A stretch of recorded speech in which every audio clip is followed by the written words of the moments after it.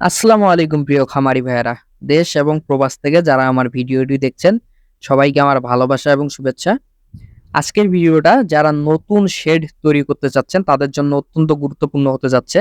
তো আমি প্রথমেই দেখাই, এই যে লম্বা রড দেখতেছেন এর মাঝে যে রিংগুলা, এগুলো দেওয়ার কারণ হলো আমি যাতে ২ সাইড থেকে গরুকে অল্প একটু দড়ি দিয়ে বেঁধে রাখতে পারি, যাতে এক গরু থেকে আরেক গরুতে গুতোগুতি বলেন বা দুষ্টুমি বলেন এগুলো করতে না পারে।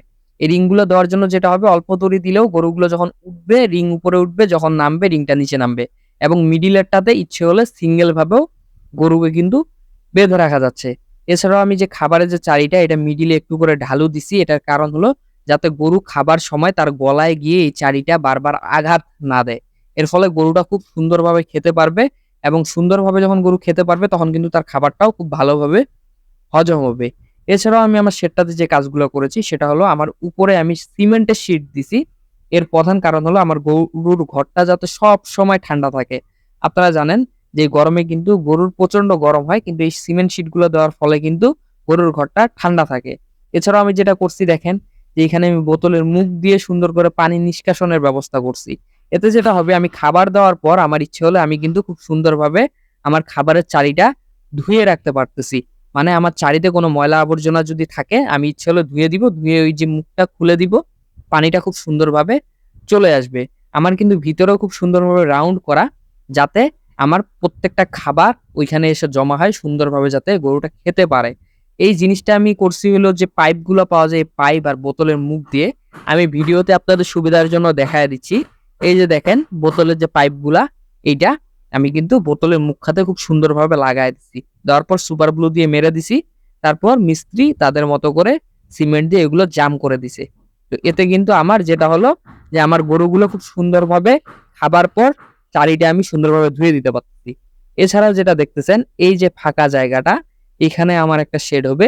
এখানে আমি মূলত ২ সারির একটা শেড করব। এক সাইডে এক গরু থাকবে, আরেক সাইডে আরেক গরু থাকবে, আর মিডিল দিয়ে আমি হাঁটা চলার এবং খাবার দেওয়ার রাস্তা করব। এই যে পুরো জায়গাটা, এখানে কিন্তু পরবর্তী শেড আমার হচ্ছে। তো আমি আসলে শেডটা এই জায়গায় ২ পাশ দিয়ে করব, নাকি চারপাশ দিয়ে গরু রাখার ব্যবস্থা করব, আপনারা একটু আমাকে এখানে সাজেশন দিবেন। যদিও আমার চিন্তা ভাবনা, আমি মিডিল দিয়ে হাঁটার মতো রাস্তা রাখবো, ২ সাইডে গরু থাকবে।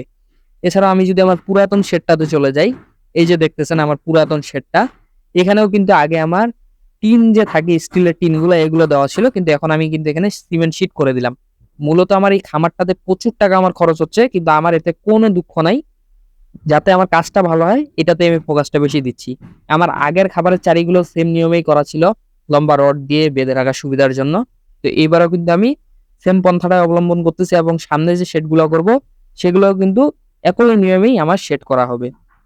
এছাড়াও আপনারা অনেকে আমাকে ড্রেনের কাজগুলা নিয়ে কথা বলছিলেন, যে আপনি যে খামারটা করতেছেন এর ড্রেনের ব্যবস্থা আপনি কিরকম করছেন। তো এই যে দেখতেছেন লম্বা জায়গাটা, এটা হলো আমার পুরাটা কিন্তু শেডের যত মল মূত্র গোসলের পানি সব এই পাশ দিয়ে যাবে। এটা হলো সেই ড্রেন। কারণ অনেকে বলতে পারেন, ভাই খোলামেলা ড্রেন কেন করলেন, পাইপ দিয়ে কেন করলেন না? আমি যদি এটা পাইপ দিয়ে করতাম, তাহলে কিন্তু আমার মাঝে মাঝে জাম লেগে গেলে বা খড়টা ঢুকে গেলে আমি এটা বের করতে পারতাম না, পাইপটা পুরাটা আমাকে খুলতে হইতো। কিন্তু এমনি আমার কোনো সমস্যা নেই। আর অনেকে বলতে পারেন যে গন্ধ হবে নাকি, গ্যাস হবে নাকি, কিচ্ছু হবে না। কারণ এইখানে যে পরিমাণ গোসলের পানি যাবে, গন্ধ সব চলে যাবে। কারণ অলরেডি এই পাশ দিয়ে আমার পানি যাচ্ছে, কোনো সমস্যা হচ্ছে না আমার। আর সামনে যে জায়গাটা দেখতেছেন, এটা হলো আমার ২০২৫ সালের টার্গেট। অর্থাৎ ২০২৫ সালে ইনশাল্লাহ, যদি আল্লাহ সহায় থাকেন এবং আল্লাহর রহমত থাকে, এখানে আমার পরবর্তী খামার হতে যাচ্ছে। আর এই যে ঘাসগুলো দেখতে পাচ্ছেন, এগুলো আসলে আমি ৩ বছর আগে একবার লাগাইছিলাম। এখন বর্ষা আসলে নিজে থেকেই হয়, আবার শীতকালে মরে যায়।